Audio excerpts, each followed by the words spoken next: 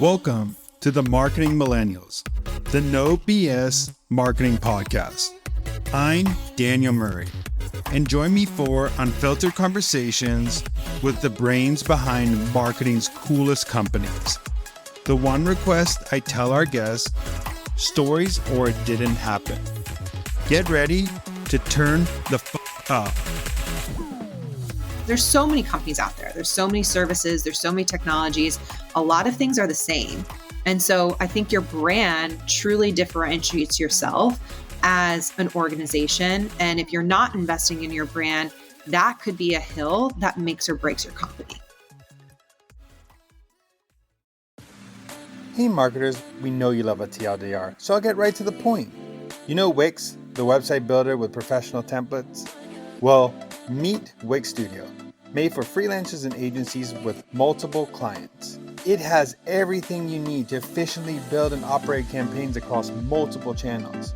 With Wix Studio, you can build websites that scale with dynamic pages and reusable assets, fast-track projects with integrations from Meta, Zapier, Google Ads, and more. Finish A/B testing in days, not weeks. Publish social content, send emails, optimize SEO, and so much more. Oh, and reporting is covered with integrations for tracking and analytics tools like GA4 and SEMrush. Basically, it's an all-in-one toolkit that scales with you. Drive real client growth with Wix Studio. Go to wixstudio.com. Welcome back to another episode of the Marketing Millennials. Today, I have a good friend on the podcast. She is the RVP and GM of RingCentral Events. She does a lot in this role. It used to be Hopin, now it's RingCentral. And I'm excited to chat. Kristen, welcome to the podcast. Thanks, Daniel, for having me. I'm very excited. I want to start off and ask, how did you get into the marketing space? Oh, this is a good one. Well, I've always loved marketing, but if many of you follow me on social media, I sometimes say this story, but I fell into it. I always had a passion for connecting people and communities. I've always been the one, there's memes online, literally of the person who's always involved in high school and in college, and that was me.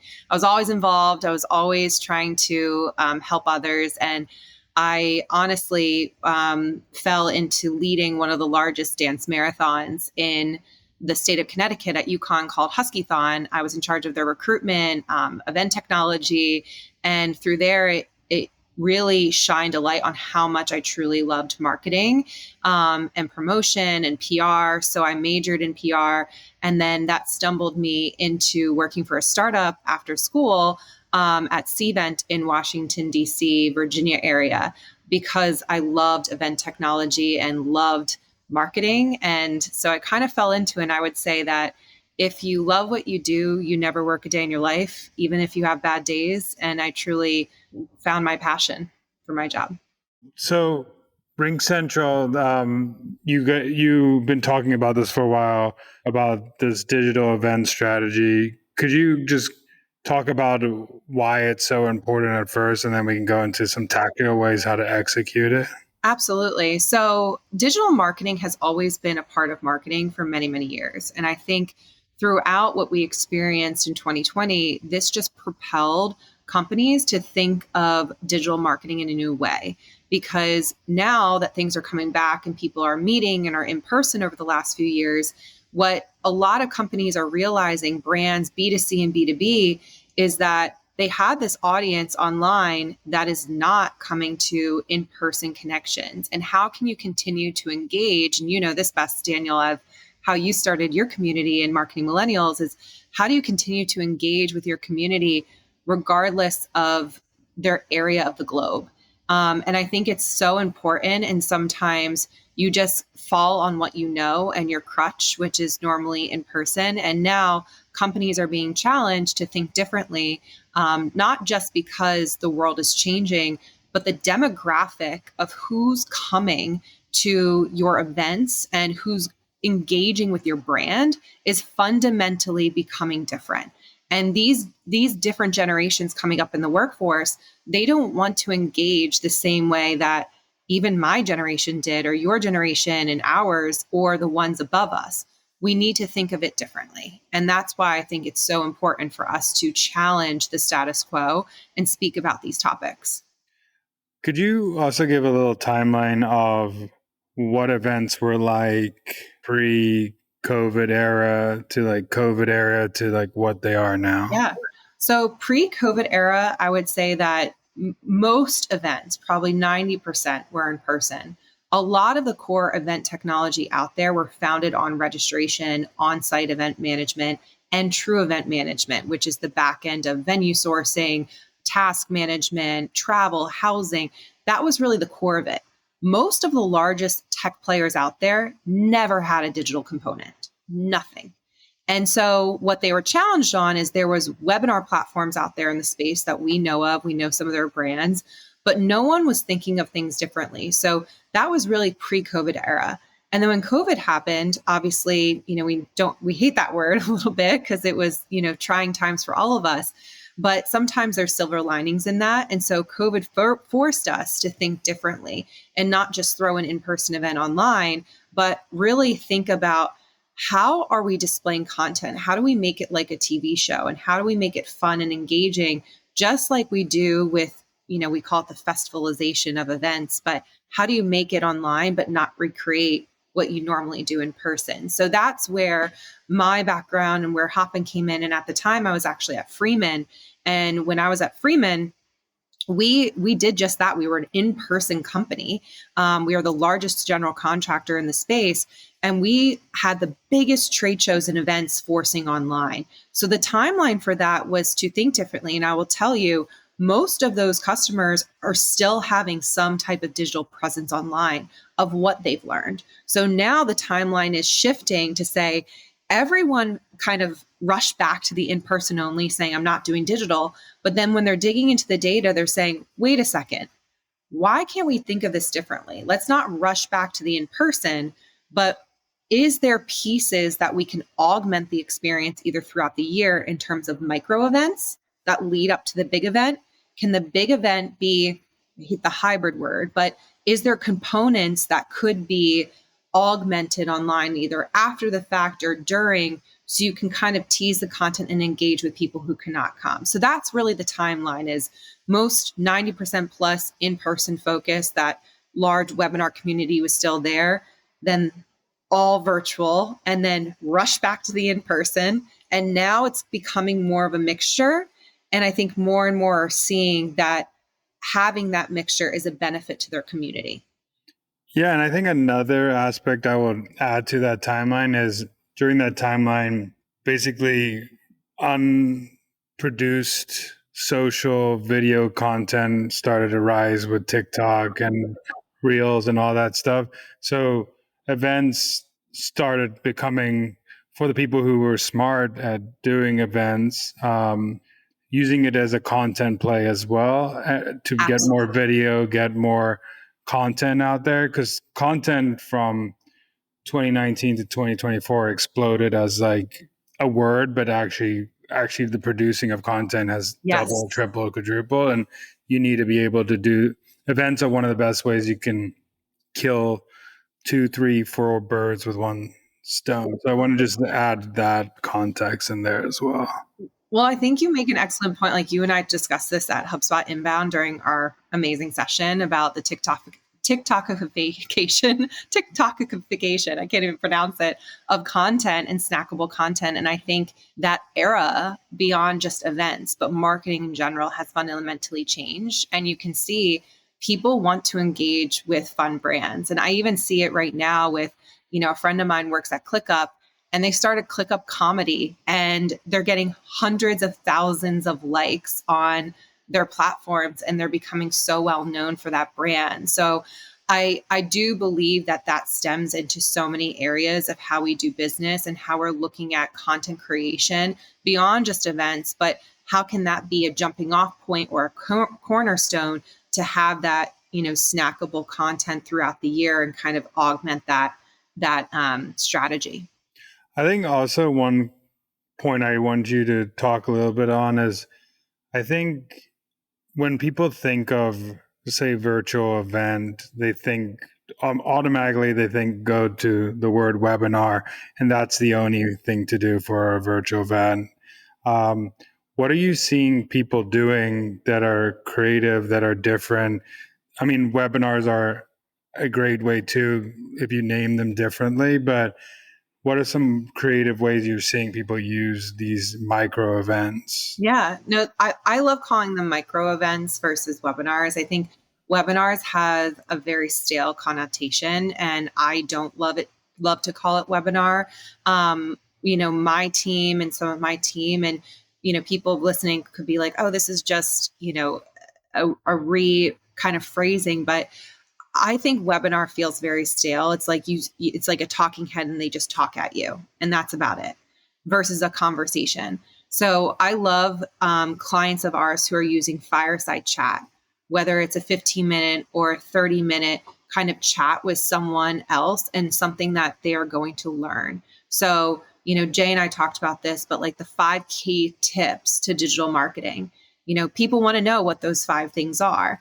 And if you're talking to a customer or, someone who really has those expertise, people are going to go to learn, and people are going to learn about those items and share that online. So I think fireside chats, thought leadership events, there's so many different terms of what they're saying in those. I also think putting up even just a live stream on LinkedIn. There's a lot of influencers out there within the market, CEOs, even just marketers in general that are putting out their brands. They're interviewing customers and partners, and they're making it fun. And I think you don't have to think of everything as this massive digital or in-person event, but how can you create conversation? How can you create authenticity with your content? And I think that's lacking. So, seeing people even now in my home, as we're doing this podcast today, these are some different things that I'm thinking about and what our customers are doing. I think the last thing that I would say beyond the rephrasing of the name and the different formats of what I just mentioned is the third is, how do you make it fun? And so for us, I can say that we have an app store, not a pitch for us, but there's an app store that you can leverage to do some activations and engagement. And a couple customers of ours use it to give back to nonprofits. So if they have a sponsor, if they have a fireside chat with someone, they said for every one after who you meet, it's 5 minutes, you do speed networking. And for every match and every person you meet, we donate $1 to the American Red Cross. And those things are special, and not enough companies do that enough. So when you think of activations, I think of how can you make it fun, engaging? How do you make the content fun in terms of the tools and the video formats that you use? And then the last point of it, can you give back, and can you do things in a different way that no one else has done? I think also another thing, which I think we've talked about before, but a lot of people need to think of their event strategy. Well, they should have started a little earlier, but started thinking of how holistically every event gets to some sort of goal. Where, like, for example, at the Marketing Millennials, how we're thinking about virtual events is every single event is driving to our biggest event. Other people could do it differently, where you can do it series based, like you said, TV show, but having some sort of way that it makes sense, Yeah. each topic you're doing, or a thematic, because otherwise you have this, oh, I'm doing just a event here, event here, event here, and people don't know why. Yeah. No, that's a great lead in. Ring Central is doing that as well within our own marketing team, and eating our own dog food, just like Marketing Millennials is, we have this AI Real Talk series, which you've presented on in the past, but that is leading up to bigger things as we move into the future. So it's not that we're doing these in linearity and kind of just these like moments in time, but all of this is, one, creating community, and two, it's leading into things that are bigger on the horizon that we have, from a strategy point of view in events. So I think events, really, if you think about the holistic strategy, it always has to have a meaning. Meaning, like, why are you having that? Why are you hosting it? And why is that? What is the actual event goal that you're going to have? So for you in Marketing Millennials, it's like, all of these mini micro events is leading up to the big event. And then subsequently, is this not just a lead gen, but a community driven activity where people need to engage after? Is there, points that they can receive? Is there something that goes to their membership? Those types of things. Yeah. Another thing I'll add to that is when you're thinking about creating these events, the number one goal, which a lot of marketers go in this mindset, is I want to do this event for lead gen, where if you change the mindset and say, I want to create something that's the best content for the audience, and that will make people build more trust and expertise of us as a company or brand. You can use it as a way to build a list. What we do is use it as a way to build a list, nurture for more and more events, and then look at who's the most engaged. Because I honestly do believe that events are the way to show how intentional your audience are that are on your list already. Because if they're going to take an action to go off your list, sign up, attend the event, that is very intentional action versus just you getting their attention, which is two different things. Yeah, 100%. It's almost like I, made you say that.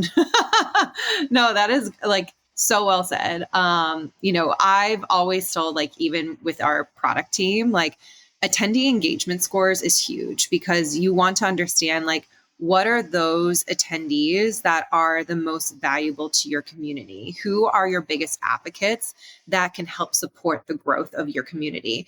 And I think you nailed it to say, that is a litmus test essentially of your community. How engaged are they?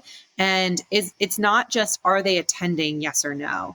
I think more marketers are getting really smart on how are they interpreting the data. It's not, did you register, did you attend, but it's, did you engage throughout the experience? Did you ask questions? Are you connecting with others? How much time did you spend on the content?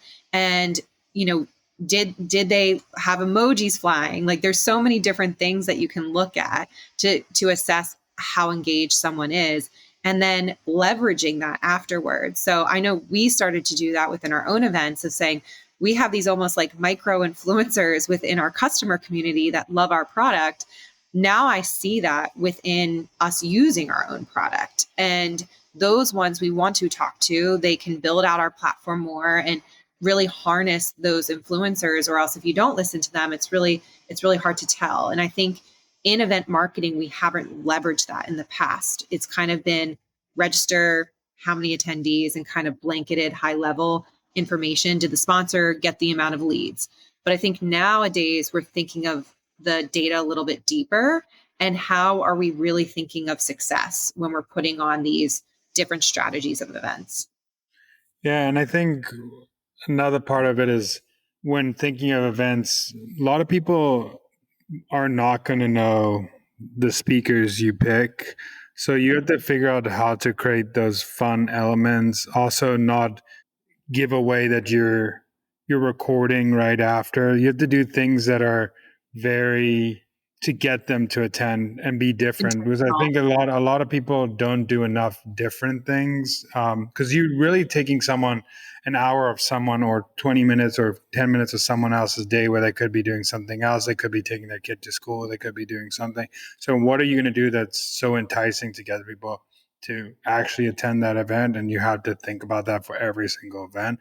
A lot of people just treat it as a checkbox instead of like, hey, how do we be a bit different in this event? I totally agree with you. There's so many like rabbit holes we can go down in this event marketing discussion, but I 100% agree with you. What's up, marketers? Time for a Wix Studio recap. Here are 5 things you can get done faster using Wix Studio. 1. Scale content with dynamic pages and reusable assets. 2. Integrate with Meta, Zapier, Google Ads, and more. 3. Launch and measure A/B tests with intuitive design tools. 4. Connect to analytics tools like GA4 and SEMrush. And 5. Manage your client's social media all from one dashboard. Ready for more? Go to wixstudio.com. That's wixstudio.com.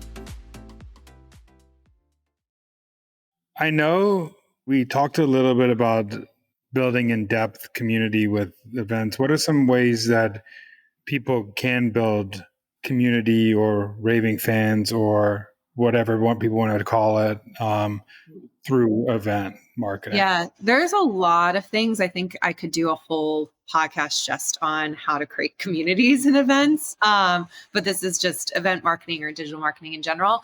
I think for event communities, one, we need to start on, do you have different types of experiences that you can give to those different attendees? Because let's face it, your community is not a one size fits all. You're going to have people who are not as engaged as others. You're going to have super customers and super fans, and you're going to have kind of the middle of the road. So in my personal opinion, the customers that have seen the most success is they've really segmented the different types of attendees or registrants that they want to attend their event and giving them that personalized experience. So if they're attracting net new, are they sending swag bags to watch? Are they having a newcomers connector, meetup? Are they connecting members with non-members if it's an association or a community?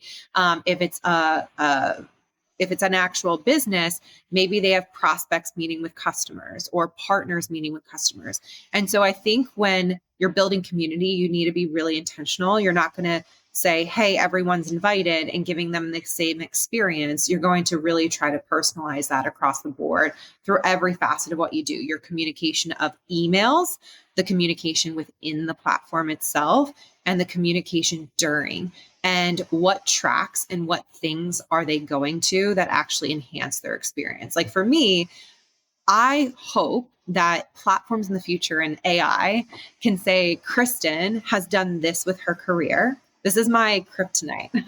Kristen has done this within her career. They read my LinkedIn profile. They say she is most interested in this. And everything for me is curated. I love to meet with other sales and customer success leaders and go-to-market leaders. If I can meet more of that, that helps me. That helps me stay engaged in the communities that I'm a part of currently, which is partnership leaders, a lot of startup communities around the world. And communities that do that really benefit myself and my career, but also my business that I serve. The more I learn from people similar to me and that I want to get to know, it helps personally and professionally. So I think more businesses and communities need to do those types of things because at the end of the day, we're all humans and we like to build authentic connections within the workplace and personally.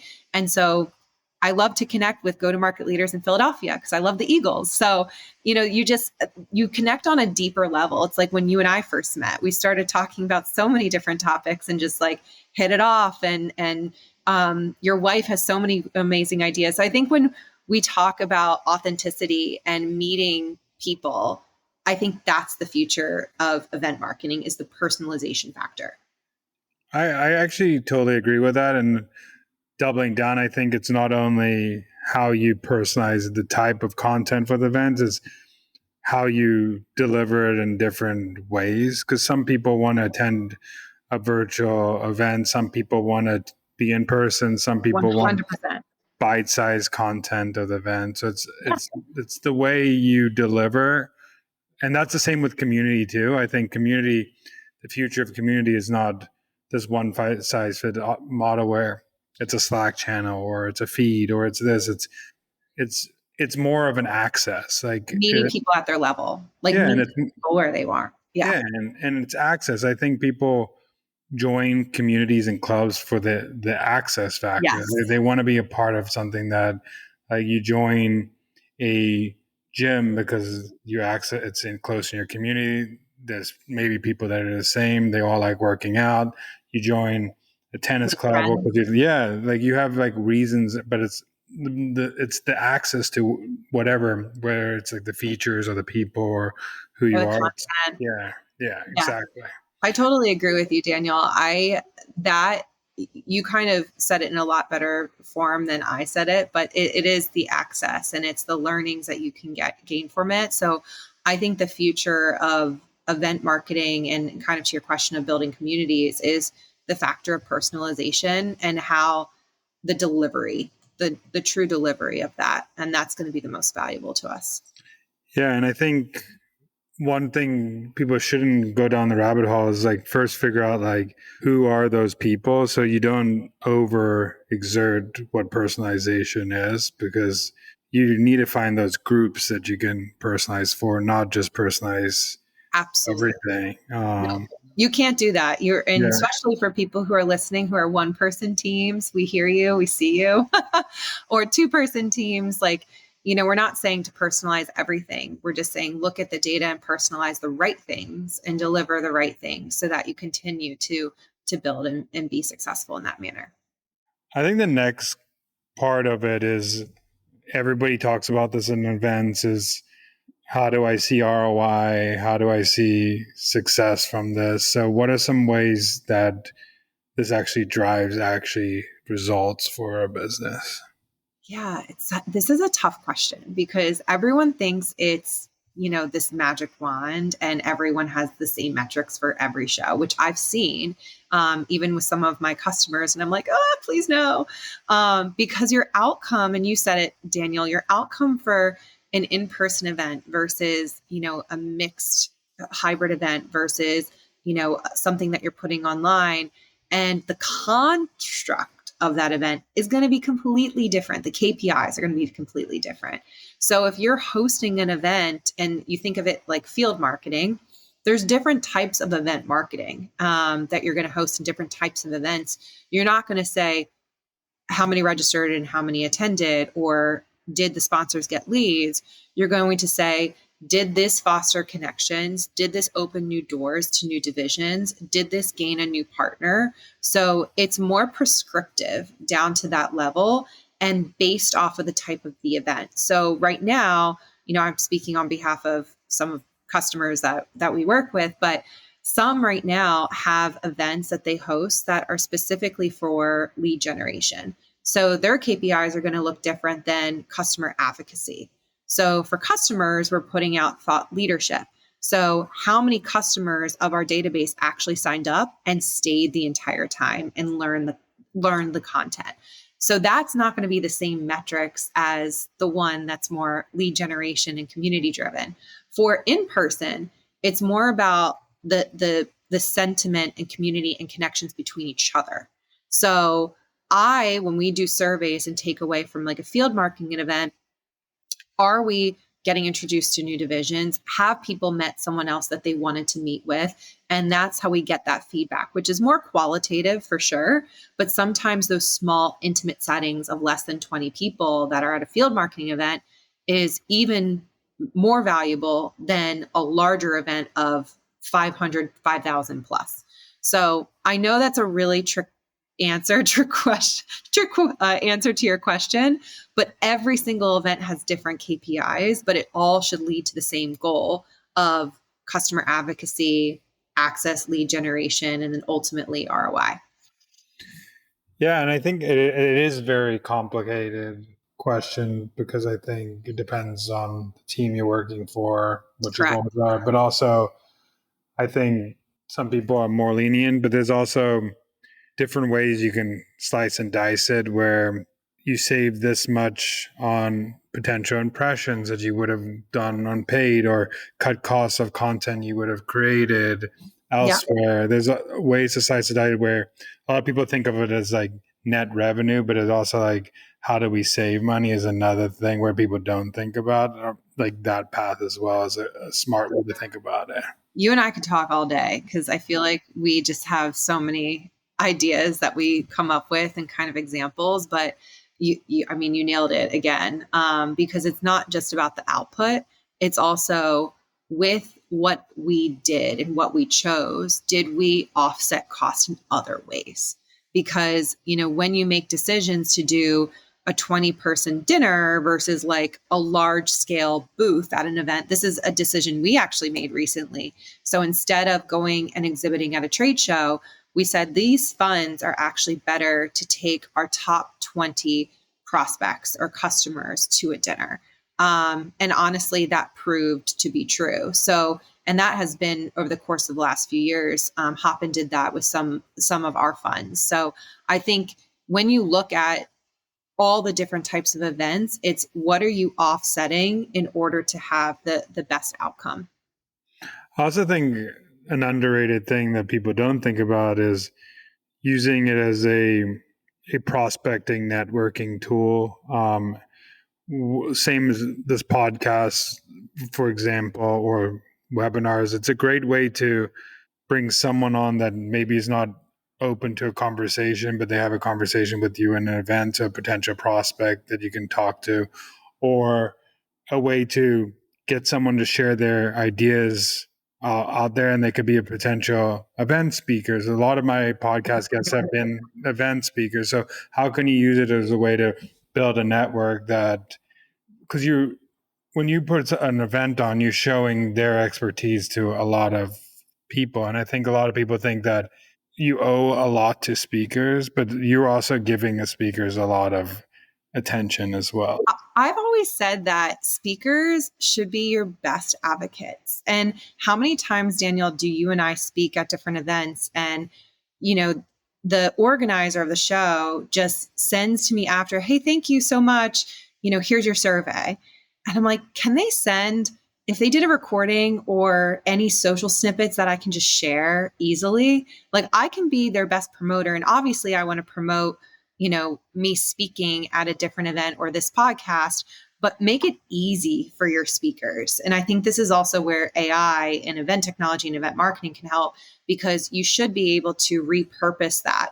But I think everyone thinks about that for the attendee and they don't think about the speaker enough. And I've been saying this at a lot of events recently, but your speaker advocacy is so, so valuable. And I just want a nice speaker email in my inbox thanking me, and then has snippets that I can parse out over time with what I've done in this podcast or in this speaking session at HubSpot. And these are the things I should talk about. Instead of me, I like go through all of my notes and make sure that I pull out my quotes to repurpose. Yeah, I think make it easy for them to share. And also, I always go into the conversation with speakers like, hey, I want you to know this is for you to promote yourself too. Like, I want you to come into it and share whatever you want to the audience that you want to share. I really Yeah. think like it's a way to give them you. And I know there's some companies who I attend some conferences that do this very well, where they go into the speaker conversation and say, how could our company help you achieve your goals as a speaker? And that's the best way to do it. Oh, literally another podcast discussion all about speaker advocacy Mm-hmm. and just speaker conversation. There needs to be more discussion around speaker management in general. I know one of the topics that happen is integrations of of event softwares and how it's used. I think that also plays into what makes events hard. I remember back in the day being marketing ops, doing an event, having to have them download a CVS file. They have to send it to the marketing team. They have to upload the list. It could take 5 or 6 days to do that. Then upload the list and figure out the marketing for it. And it's already now 2 weeks out of the event, and Yep. there's no communication. So, how important is that in this day and age of integrating events into your current tech stacks? Oh, it's so important. I mean, I speak on this topic. This is another discussion of marketing operations, but I speak on this all the time because I think over the last few years in particular is the rise of the marketing operations decision maker. And many times now, marketing operations is the decision maker on event technology, which in the past, it was more of the planner or the event manager or the event director. But now events are becoming more integrated. It's not yet. It's a part of the marketing organization, but it's still kept so separate in many companies that event marketing is becoming so intertwined with organizations, especially the mid-market to enterprise, because that's getting integrated into, if they have Marketo or Salesforce or HubSpot or any of these tools in tech stack, if those tools do not seamlessly integrate or have value to have that continuum across the board to funnel the data appropriately, you're up a creek without a paddle. And so marketing ops can quickly, derail complete technology stack decisions based off of that. So I always say, like, get in front of it, make sure we understand those goals, because many providers out there, they don't have two-way integrations and they don't have that deep integrated portfolio. And it's super important as you go forward into your business to ask that and understand those questions. Yeah, because could have, which should be the conversation of an event software or using events is Mm-hmm. conversation should be how could this event software be the best experience for the attendees, but it also has to be the best experience for internal employees as well, because Well said. um, because if it's hard to use internally, it just makes life hard. So that's when event softwares think about both those things, that's the best type. And um, lastly, I want to ask you is what is a marketing hill you would die on? Ooh, I have a few hills actually, but I'm going to say one. And it's probably not one that most people expect from me, but I will die on the hill for brand. Because if you do not have a strong brand about your organization, I think it lacks a little bit, and not a little bit, but a lot of credibility. So, brand, I relate that to the mission and vision of what you're going after, making sure that's super clear and crisp. And brand in terms of what is the awareness and where you're trying to solve within the industry and what you're doing. So I think of brand in many different facets across the board. It's not just a logo. It's not just, the color scheme. It's what is your mission and what is your true brand as an organization, as a product or service, and how are you really positioning that for success? Because there's so many companies out there. There's so many services. There's so many technologies. A lot of things are the same. And so I think your brand truly differentiates yourself as an organization. And if you're not investing in your brand, that could be a hill that makes or breaks your company. And so I will completely die on that hill. I think also a lot of people forget it's the reputation you have in the market, and Absolutely.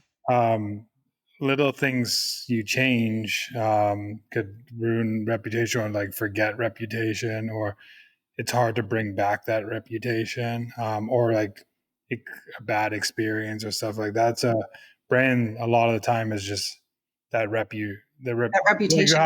how people feel about you in the market, that feeling like they gave me a good experience, Yeah, they helped me with my job, whatever, that reputation in the market is absolutely. important.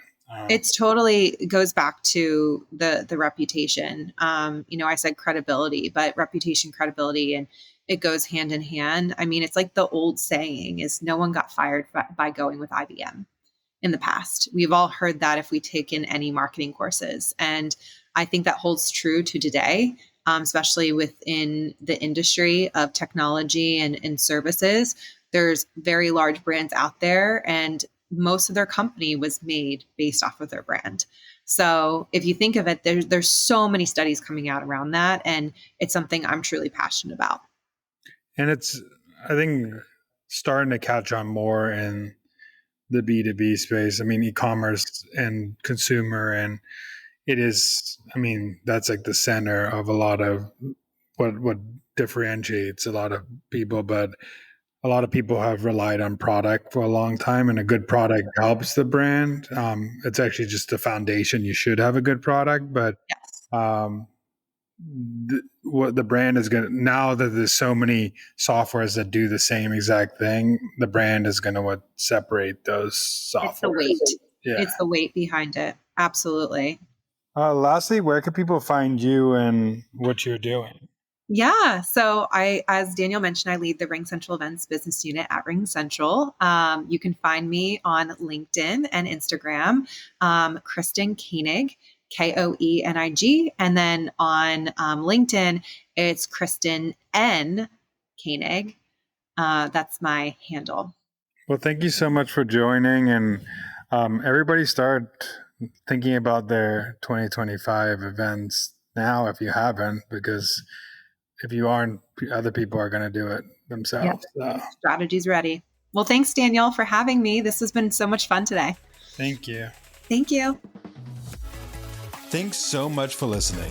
Keep tuning in to hear more great insights from the coolest marketers from around the world. If you haven't already, make sure to subscribe and follow the Marketing Millennials podcast on Apple Podcasts, Spotify, YouTube, or wherever you get your podcasts. And if you like what you hear, I would greatly appreciate you giving us a 5-star rating. It helps bring more marketers into our community.